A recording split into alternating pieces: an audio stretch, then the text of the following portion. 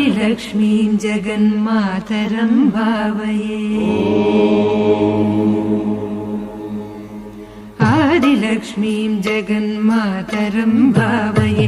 आद्यन्तरहिताम् अनन्तलक्ष्मीं सदाद्यन्तरहिताम् अनन्तलक्ष्मीं सदा आदिलक्ष्मीं जगन्मातरं भावये।